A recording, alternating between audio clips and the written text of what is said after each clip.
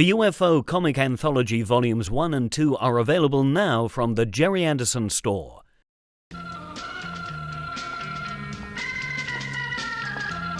So hot on the heels of the UFO Comic Anthology Volume 1. I guess maybe not so hot because it took us a little while because you've had a lot of work to do, Shaqui. I'm going to introduce you in a second.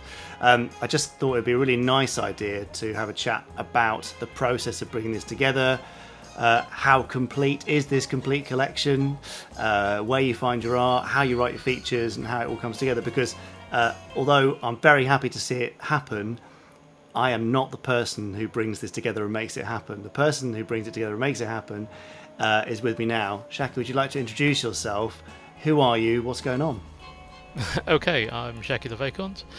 I'm a 57-year-old ex-graphic designer. Jamie kindly approached me at the beginning of 2021. Obviously, he knew of my expertise through the Gerry Complete Comic History website. Straker asked me to get your ideas on the subject. He had the same idea. And then it was a case of, what can we do? And I think you recall me diving in headfirst with a list of all the strips. An incredible list. It's pretty good.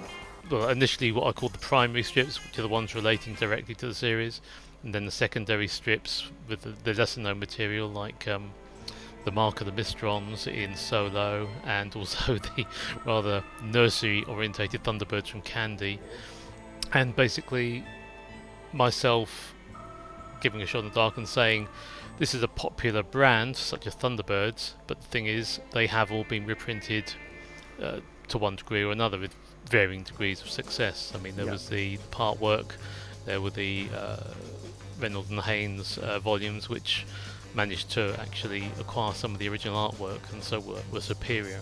So I try to think, if we're going to go with complete volumes, think of them like DVD sets, and let's have extras which give the reader, whether they're a more casual reader or a dedicated fan, something a bit extra so they know something of the background. Launch stations! Launch stations! So are those features your sort of highlights for this set, would you say? What elements should people look out for if they've just picked up a copy? Well, yes, I mean, I'm quite proud of the UFO 1988 feature, which I called the special feature because it was longer.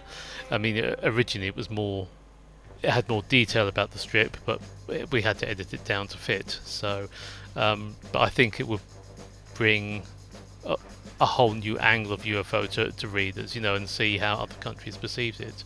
And obviously the other one was being able to interview not just Kes Wilson, who was the man behind Miscellaneous Mayhem, the attempt to revive the Anderson comics in the early 2000s. I finally caught up with him, had a quite long chat and interview about, which was the backbone of the Witness to the Mayhem feature, which basically gives the background not just of the UFO comic, but also the supercar and the Fireball XL5.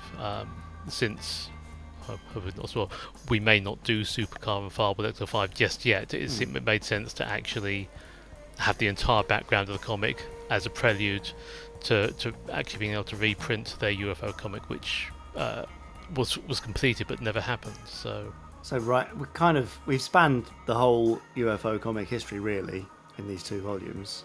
Is there anything else you can tell me? There were contemporary UFO comics and strips in Japan, but because the clock is always ticking with regard to deadlines, I wasn't able to get my hands on those. I was able to get my hands on all of UFO 1988, and I thought we'll concentrate on that because not only have we got what was published, even though it doesn't actually have an ending as such, then at least readers could see what was going on with another country taking up the mantle and producing a sequel in comic form. So a fair amount of work, but there's always more you could put in. But always. I mean, they not willing to say it's an art, but they say that art is abandoned, it's never completed. There's a point where you have to draw the line and say, we have to get it out at some point, yes. Yeah. In terms of collecting all that material then, and bearing in mind time limits and stuff, what are the main challenges, particularly for Volume 2? Were there any difficulties you came across? I had almost all the Countdown issues. Stephen James Walker, who kindly lent us the absent issues for Countdown for Volume 1 and for TV Action for Volume 2. But otherwise, you were pretty much set, which is, another reason why you're the man for the job, really. Actually, with regard to UFO 1988, there were 2 issues I was down, and a very kind fan called Bernard Dunn, I hope I pronounced his name properly, let me have scans of the prologue. It was actually some months later when we went through it, I actually was going through my shelves and actually found I did have that issue. I just put it to one side. Don't give me that crud, Marsden. Find it. Brilliant. Well, there's a big teamwork aspect in this, I guess, which is very fitting of Shadow. You people were selected because of your outstanding character, as well as intellect.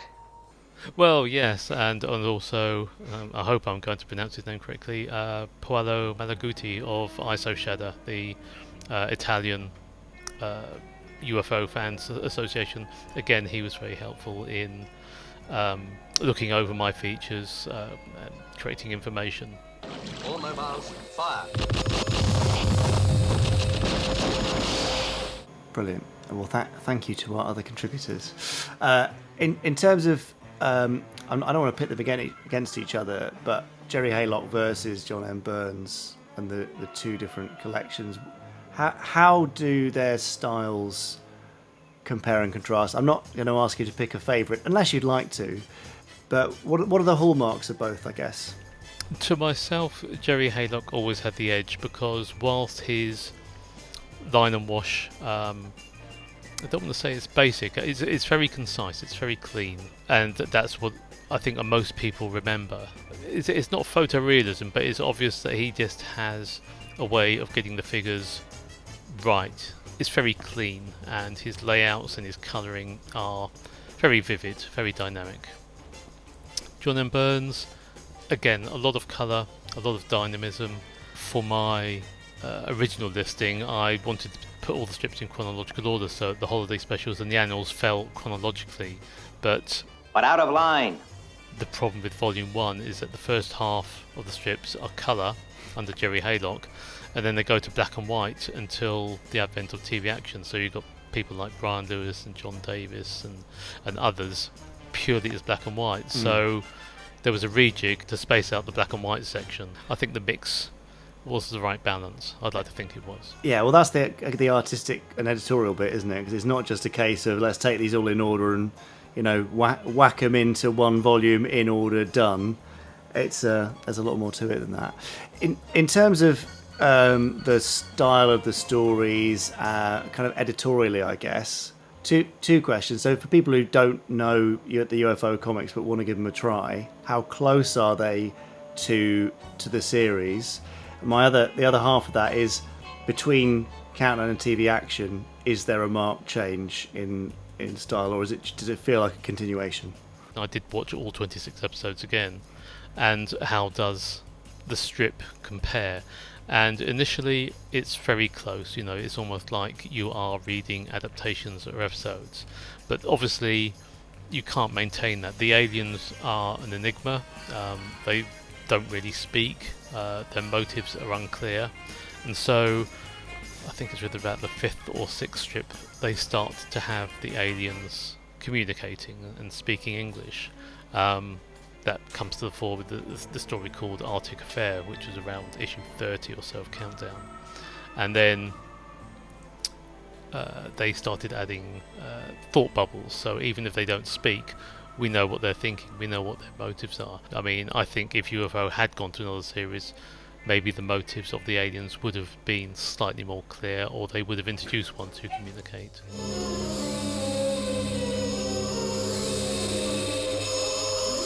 And through its evolution then, as you've revisited all this stuff, have you picked out any favourites along the way? I do remember one called The Snatch, where Paul Foster, in a moon-based interceptor, is kidnapped by a UFO mothership and taken to their home planet. That's one I do remember. Well, there's no chance it's lifted off again. Ground radar would have picked it up. Yeah. Not that we can necessarily guarantee it, but if you could choose a collection to do next or in the future, Not for the wider world or whatever, but purely one that would interest you the most and you think would have the most kind of visual interest, I guess, in being collected, what would that be and why? Now, Freeman, you know how important this is to our whole organization. I'm a big fan of Captain Scarlet. I mean, also Space 1999. But I think the TV21 Scarlet strips have never been collected in their entirety.